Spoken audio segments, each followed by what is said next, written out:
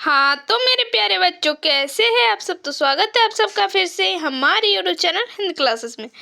तो जैसा कि आपको थंबनेल में दिख रहा है, ये क्लास 9th के बच्चों के लिए साइंस का वीडियो रहने वाला है, ठीक है, जो कि आपका एग्जाम होने वाला है आपका फाइनल 6 मार्च को, ठीक है। तो प्लीज़ वीडियो को शुरू से लेकर अंत तक देखिएगा। चैनल पर न्यू है, चैनल को सब्सक्राइब करके बेल नोटिफिकेशन को ऑन कर दीजिए। अपने सारे फ्रेंड्स को ये वीडियो शेयर कर दीजिए। क्या पता कि इससे ही आधा क्वेश्चन आपके एग्जाम पेपर में देखने को मिल जाए। तो प्लीज़ ये क्वेश्चन जो है आप सबको अपना फ्रेंड्स वगैरह को शेयर कर दीजिएगा, ठीक है। क्या बोल रहे, निम्न में किन राशियों का ऐसा मात्रक समान होता है। तो बोल रहे किन जो राशियां है उनका ऐसा मात्रक समान होगा। तो बल और संवेग तो बिल्कुल नहीं। त्वरण का और विस्थापन का ऐसा नहीं होगा, क्योंकि त्वरण का क्या होता है, मीटर पर सेकेंड स्क्वायर। और आपका इसका क्या हो जाएगा, इसका विस्थापन का खाली मीटर हो जाएगा, तो ये भी नहीं होगा। चाल और वेग का जो है वो मात्रक समान होगा। निश्चित दिशा में वस्तु द्वारा तय की गई दूरी है। कोई निश्चित दिशा में वस्तु द्वारा तय की गई दूरी को हम लोग क्या कहते हैं, तो विस्थापन कहते हैं। इसका ऑप्शन नंबर सी जो है करेक्ट हो जाएगा। क्या बोल रहे हैं, वेग का ऐसा मात्रक है। तो वेग का फॉर्मूला क्या होता है, वेलोसिटी बराबर displacement upon time. Displacement upon time, displacement का होता है मीटर यूनिट और टाइम का सेकेंड, तो मीटर पर सेकेंड। ऑप्शन नंबर डी जो है करेक्ट हो जाएगा। नेक्स्ट क्वेश्चन क्या बोल रहा है, स्वचालित वाहनों में एक यंत्र लगा होता है जो उसके द्वारा तय किया गया दूरी को प्रतिपादित जो है प्रदर्शित करता है, यह यंत्र कहलाता है। तो उसको हम लोग क्या बोलते हैं, तो ऑडोमीटर। क्या बोलेंगे उसको हम लोग, ऑडोमीटर। स्पीडोमीटर क्या मापता है, तो स्पीड को मापता है। और थर्मामीटर क्या मापेगा, तो टेम्परेचर, तापमान। क्या बोले, एक पिंड का द्रव्यमान दुगुना कर दिया जाए और उनका वेग आधा कर दिया जाए तो पिंड का रेखीय संवेग होगा, तो उसमें कोई भी चेंज नहीं होगा, वही रहेगा, ठीक है। अब बोल रहा है, यदि दो वस्तु ए और बी का द्रव्यमान क्रमशः 6 kg और 34 kg है, तो किसका जड़त्व अधिक होगा और किसका कम होगा। जिसका भार अधिक है, ठीक है, जिसका वेट ज्यादा है उसका जड़त्व भी ज्यादा होगा। तो बी का भार कितना है, 34 kg, तो बी का जड़त्व ज्यादा होगा किसके कंपेयर में, ए के कंपेयर में। तो बी का जड़त्व ए के जड़त्व से अधिक होगा। ऑप्शन नंबर बी जो है करेक्ट हो जाएगा। नेक्स्ट क्या हो रहा है, न्यूटन के गति के किस नियम को जड़त्व का नियम भी कहा जाता है। तो न्यूटन के जो फर्स्ट गति का नियम है, ठीक है, न्यूटन का जो गति का प्रथम नियम है उसको जड़त्व का नियम कहते हैं। न्यूटन का द्वितीय और तृतीय नियम को और किन किन किन नामों से जाना जाता है, प्लीज कमेंट में बताइएगा, आपका रिवीजन हो जाएगा इससे, ठीक है। एमसीक्यू ज़्यादा से ज़्यादा प्रैक्टिस कीजिए, जिससे आपका एग्जाम में हर क्वेश्चन लगे कि आप पढ़े हुए हैं, क्योंकि यही सब क्वेश्चन रिपीट होता है, उसको नया क्वेश्चन हर बार कहाँ ही मिलेगा, ठीक है। तो इसीलिए सारे क्वेश्चन को पढ़ना है ध्यान से। क्या बोल रहे, रॉकेट किसके सिद्धांत पर कार्य करता है। तो रॉकेट जो है वो किसके सिद्धांत पर कार्य करता है, तो संवेग के संरक्षण पर, संवेग के संरक्षण के सिद्धांत पर कार्य करता है कौन, रॉकेट। क्या बोल रहे, अब 20 kg द्रव्यमान के किसी मनुष्य का भार चंद्रमा पर क्या होगा। 20 kg कोई मनुष्य है, उसका भार चंद्रमा पर क्या होगा, ये आपसे पूछ रहा है, ठीक है। सॉरी 20 kg बोल रहे, 60 kg द्रव्यमान है, ठीक है। तो इसका फॉर्मूला पहले आप जान लीजिए क्या होगा। तो इसका क्या हो जाएगा, जो क्वेश्चन नंबर 9 है आपका, क्वेश्चन नंबर 9 जो है, तो इसका जो हो जाएगा आपका कितना हो जाएगा, तो 100 न्यूटन हो जाएगा। क्या हो जाएगा, 100 न्यूटन। अब बोलेंगे कैसे, तो देखिए, जो 60 kg द्रव्यमान के मनुष्य के चंद्रमा पर भार लगभग कितना हो जाएगा, 100 न्यूटन होगा, ठीक है। ऐसा इसीलिए है क्योंकि चंद्रमा का जो गुरुत्वाकर्षण बल है वो पृथ्वी की तुलना में 1/6 है, ठीक है, जिसकी वजह से इसका द्रव्यमान, इसका जो फोर्स है ये इतना 100 न्यूटन आ गया। क्या बोल रहे, यदि दो वस्तुओं के बीच की दूरी को आधा कर दिया जाए तो उनके बीच गुरुत्वाकर्षण बल किस प्रकार बदलेगी। अगर कोई दो वस्तु पहले ए और बी यहाँ था, ठीक है, ए और बी पोजीशन पे कोई वस्तु है, जब इनके बीच की दूरी को आधा कर दिया, अब इनके बीच की दूरी को आधा कर दिया, अब ए और बी नजदीक आ गया थोड़ा, तो उनके बीच का गुरुत्वाकर्षण बल क्या हो जाएगा? तो उनके जो बीच का जो गुरुत्वाकर्षण बल होगा वो क्या हो जाएगा? 4 गुना बढ़ जाएगी। क्या हो जाएगी? 4 गुना बढ़ जाएगी। गुरुत्वाकर्षण बल जितना सामने आएगा वो उतना ज्यादा हो जाएगा, ठीक है। तो 4 टाइम्स। ध्वनि किस माध्यम से गमन करती है? तो ध्वनि जो होती है ये सभी माध्यम में इनमें गमन करती है, ठोस, द्रव, तरल, ठीक है, उपरोक्त सभी। नेक्स्ट क्वेश्चन क्या हो रहा है? वायु में ध्वनि जो तरंगे निम्न में से किसका उदाहरण है? तो वायु में जो ध्वनि तरंगे निम्न में से किसका उदाहरण है? तो अनुदैर्घ्य तरंग का, या अनुप्रस्थ तरंग का, या विद्युत चुंबकीय तरंग का, या कोई भी नहीं इनमें से। तो इसका कौन सा हो जाएगा करेक्ट? तो अनुदैर्घ्य तरंग का उदाहरण है, ठीक है। मानव स्वर्ण की जो स्वर्ण पराशर की ऊपरी जो आवृत्ति सीमा लगभग होती है, तो कितना होती है ये? लगभग 20 हर्ट्ज, ठीक है, 20 हर्ट्ज। दो विभिन्न पदार्थों के कणों का स्वतः मिलना क्या कहलाता है? इन दोनों जो दो विभिन्न पदार्थों के कण का जो स्वतः मिलना वो क्या कहलाता है? तो उसको हम लोग क्या बोलेंगे? तो उसको हम लोग बोलेंगे विसरण, ठीक है। बर्फ का गलनांक कितना होता है? बर्फ कब गलना प्रारंभ करता है, ठीक है। तो इसका कौन सा करेक्ट हो जाएगा?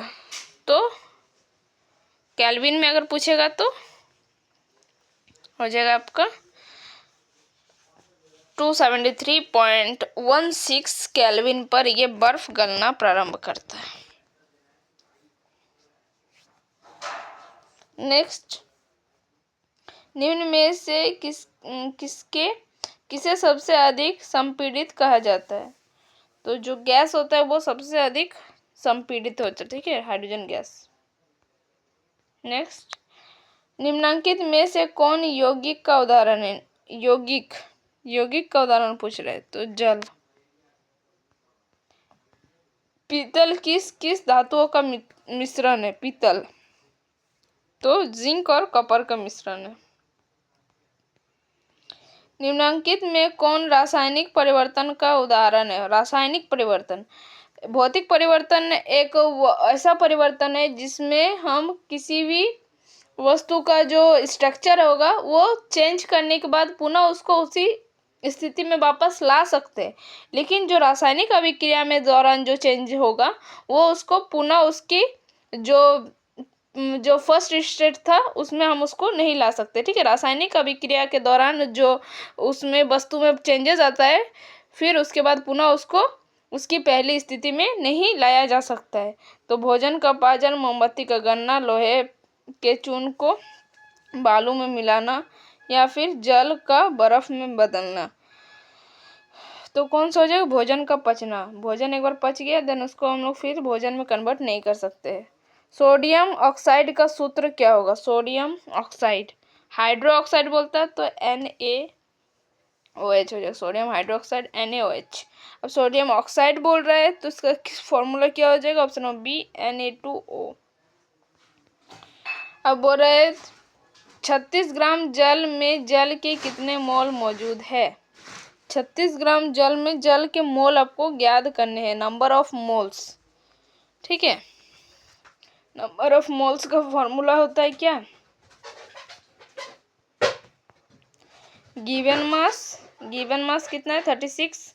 मोलर मास जल का कितना होता है? तो 18। आप निकाल के देखिएगा। H2O हाइड्रोजन के दो मॉलिक्यूल्स है, 1 हाइड्रोजन का जो एटॉमिक नंबर 1 होता है और इसका जो ये मास नंबर होता है ये भी 1 होता है, तो 1 × 2 प्लस ऑक्सीजन का जो होता है आपका क्या होता है मास नंबर? तो 16। तो 16 + 2 = 18, तो 18।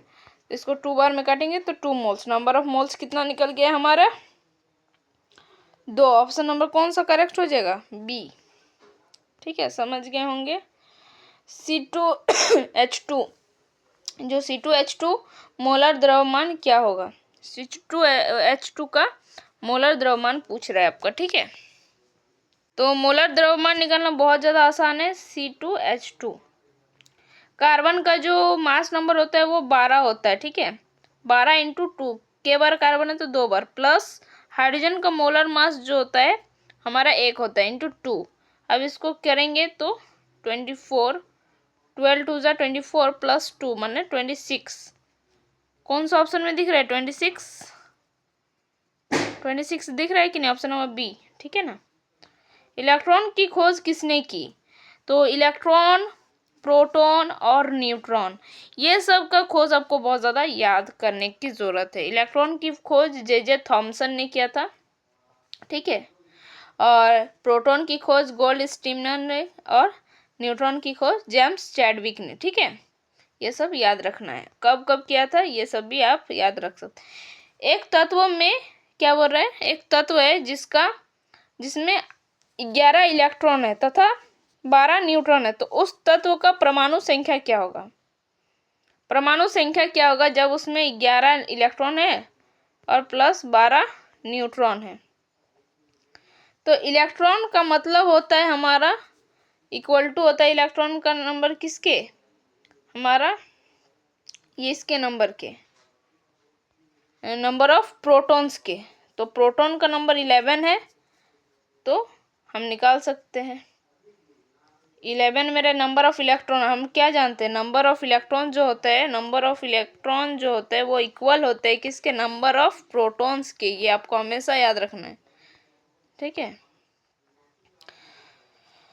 तो इलेक्ट्रॉन 11 है, न्यूट्रॉन आपका 12 है, तो आपका परमाणु संख्या क्या हो जाएगा? तो 11 हो जाएगा, ठीक है। कौन सा हो जाएगा? ऑप्शन ए, माने सोडियम का इलेक्ट्रॉन क्या है, कॉन्फ़िगरेशन ये, ठीक है।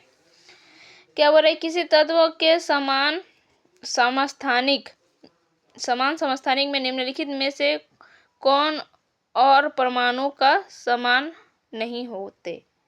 क्या बोले? किसी तत्व के समान समस्थानिक में निम्नलिखित में से कौन और परमाणु के समान नहीं होते? तो इसका कौन सा हो जाएगा? 25 का option number C, neutron. Next question क्या चलते? निम्नलिखित में कौन एक कोशिकीय जीव का उदाहरण है? एक कोशिकीय जीव का उदाहरण है आपको पूछ रहा है, तो अमीबा आपको याद रखना है, ठीक है। छोटा सा पढ़ते आ रहे होंगे। लाइसोसोम का निर्माण कौन करता है? तो लाइसोसोम का निर्माण कौन करता है? तो ऑप्शन नंबर सी, गल्जी उपकरण जो होता है इसका निर्माण करते हैं। और आत्माहत्या की थैली किसको कहा जाता है? लाइसोसोम को आत्माहत्या की थैली भी कहा जाता है, ठीक है। क्या बोल रहे हैं? कोशिका झिल्ली के आर पार पदार्थों का आना जाना किस प्रक्रिया के द्वारा होता है? कोशिका जो झिल्ली है, ठीक है, उसके आर पार पदार्थों का आना जाना किस प्रक्रिया के द्वारा होता है? तो विसरण, ठीक है। उस प्रक्रिया को हम लोग विसरण कहते हैं।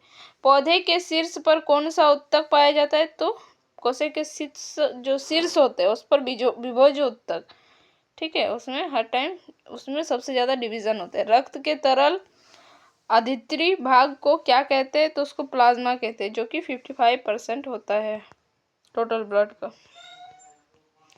श्वेत क्रांति किससे संबंधित है? तो दूध उत्पादन से। निम्नलिखित में से कौन सा फसल रबी फसल का उदाहरण है? तो चना जो है रबी फसल है, बाकी ये सारा जो है खरीफ फसल है, ठीक है। जीवों में वर्गीकरण का सर्वाधिक मूलभूत लक्षण क्या हो सकता है? तो उसमें क्या हो सकता है? जीवों का जो वर्गीकरण करेंगे, सर्वाधिक मूलभूत लक्षण क्या हो सकते हैं इनमें, ठीक है। उसमें जनन की प्रक्रिया या फिर उसका कोशिका संरचना होगा ये। तो जीवों का हम वर्गीकरण किस आधार पर करेंगे? उनकी कोशिका संरचना के आधार पर, ठीक है। पादप वर्ग का उभयचर किसे कहते हैं? तो ब्रायोफाइटा को उभयचर कहते हैं, ठीक है। एम्फीबियन नहीं, सॉरी, क्या बोले हम? पादप वर्ग का उभयचर बोलेंगे तो ब्रायोफाइटा, ठीक है। जो कि जल में भी होगा। उभयचर मतलब क्या है? जो जल में भी रहता है तो ये एक ऐसा पौधा है ब्रायोफाइटा जो जल में भी होता है इसका काम और भूमि में भी होता है, तो इसको दोनों चाहिए, ठीक है। जो व्हेल निम्नलिखित में से किस वर्ग से संबंधित है? तो व्हेल जो है वो किस वर्ग से संबंधित है? तो स्तनपायी है, ठीक है। वैश्विक क्या है? उष्मम, ठीक है, के लिए कौन गैस उत्तरदायी है? वैश्विक उष्मम, तो उसके लिए कौन सा गैस उत्तरदायी है आपका? तो कार्बन डाइऑक्साइड। जल प्रदूषण से निम्नलिखित में से कौन सा प्रभावित नहीं होगा? जल प्रदूषण से इनमें से कौन जो है प्रभावित नहीं होगा? फेफड़ा संबंधित रोग, जल में ऑक्सीजन की कमी या जल में तापमान का मात्रा। तो इसका करेक्ट आंसर क्या हो जाएगा? जल प्रदूषण से निम्नलिखित में कौन सा प्रभाव नहीं होगा? तो फेफड़ा संबंधित रोग जल से क्यों होगा, है ना। नेक्स्ट क्वेश्चन के निम्नलिखित में से कौन असंक्रामक रोग है? असंक्रामक, ठीक है, संक्रामक रोग और असंक्रामक, तो इसका कौन सा हो जाएगा? रतौंधी। ये एक दूसरे से नहीं फैलता है, जबकि ये तीनों हैजा और काली खांसी और जुकाम, कालाजार, ये सब फैल जाता है, ठीक है। नेक्स्ट बोलता है निम्नलिखित में से कौन दीर्घकालिक रोग होगा? लोग लिखा है, दीर्घकालिक रोग का उदाहरण है जो लंबे टाइम तक होता है। तो इसका कौन सा हो जाएगा करेक्ट आंसर आपका? मधुमेह, डायबिटीज। दीर्घकालिक माने क्रोनिक डिजीज, ठीक है। केवल जीवाणु निम्नलिखित में से कौन सा वर्ग में आते हैं? तो ये मोनेराज में आते हैं। किसमें? मोनेरा में, है ना। तो बस आज के लिए इतना ही था, फिर मिलते हैं नेक्स्ट वीडियो में। तब तक के लिए बाय बाय, टेक केयर, जय हिंद, वंदे मातरम, स्वस्थ रहिए, पढ़ते रहिए, धन्यवाद।